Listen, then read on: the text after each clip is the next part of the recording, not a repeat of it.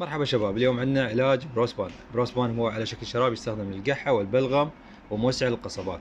هذا الشراب جدا ممتاز للحوامل، هذا خاص للحوامل، يستخدم هو من الأعشاب ويعني ما بي أي أثر على الحامل. تقدر أي مثل مرأة حامل عندها قحة تقدر تستخدمه، وأيضا مرضى سكر يستخدمونه.